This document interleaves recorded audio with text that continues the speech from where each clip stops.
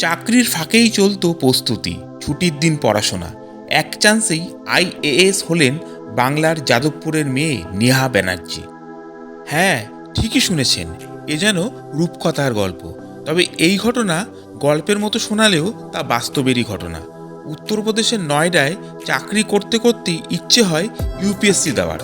এখানে চাকরি করতে করতেই পড়াশোনা করতে থাকেন আমাদের আজকের এই প্রতিবেদনের নায়িকা নেহা ব্যানার্জি। ইউপিএসসির মতো কঠিন পরীক্ষায় প্রথমবারের চেষ্টাতেই সাফল্যও পেয়ে যান তিনি। শুধু সাফল্য বললেও ভুল হবে, সর্বভারতীয় ক্ষেত্রে 20তম স্থান অর্জন করেন তিনি। আইএএস নেহা বন্দ্যোপাধ্যায়ের এই সাফল্যের পিছনে রহস্যটা কি? বেসরকারি সংস্থায় চাকরি করতে করতে কীভাবে সম্ভব হলো এই পড়াশোনা? এতটা কঠিন পরীক্ষায় এত ভালো ফল কীভাবে সম্ভব? এই সমস্ত প্রশ্ন স্বাভাবিকভাবেই উঠে আসছে, আর সেই সমস্ত প্রশ্নেরই উত্তর এবার খোলসা করলেন তিনি নিজেই। তার অনেক সহপাঠী এখন বিদেশেই থিতু হয়ে রয়েছে, কিন্তু তার আগাগোড়াই ইচ্ছে ছিল দেশে থেকেই কিছু করার। আর এই খোঁজেই চাকরি করতে করতে তিনি ইউপিএসসি দেওয়ার সিদ্ধান্ত নেন। 2019 সালের ইউপিএসসিতে সর্বভারতীয় স্তরে 20তম স্থান অর্জন করেন তিনি।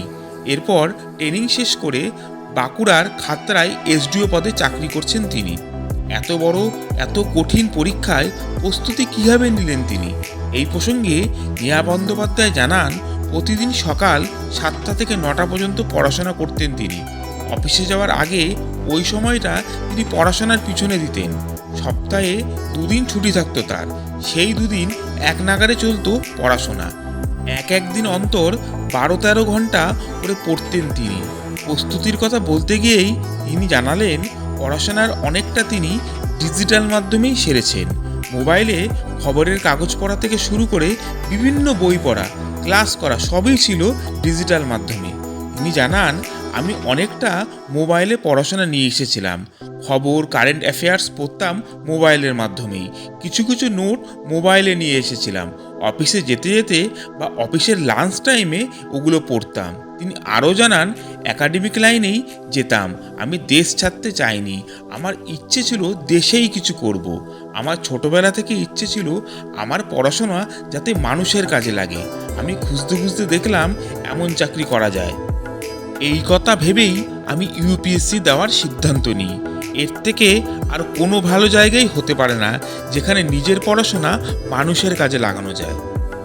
মনে জিত, কঠোর পরিশ্রম আর নিজের প্রতি আত্মবিশ্বাস থাকলেই যে একটি চাকরি করতে করতেই অন্য একটি বড় চাকরি পাওয়া যায়, তার প্রত্যক্ষ প্রমাণ হচ্ছে আমাদের আইএএস নেহা বন্দ্যোপাধ্যায়। আজকের এই গল্পটি তাদেরই অনুপ্রাণিত করবে যারা চাকরি করতে করতে অন্য কোনো ভালো চাকরি পাওয়ার আশা ছেড়ে দিয়েছে, যারা ভাবছে আর তাদের দ্বারা কিছু হবে না। তাদের জন্যই আজকের এই প্রতিবেদন। বন্ধুরা, এই পর্যন্তই আজকে ভিডিওটি। যদি ভিডিওটি ভালো লেগে থাকে তাহলে অবশ্যই লাইক, কমেন্ট, শেয়ার করে দিও। আজকের মতো টাটা।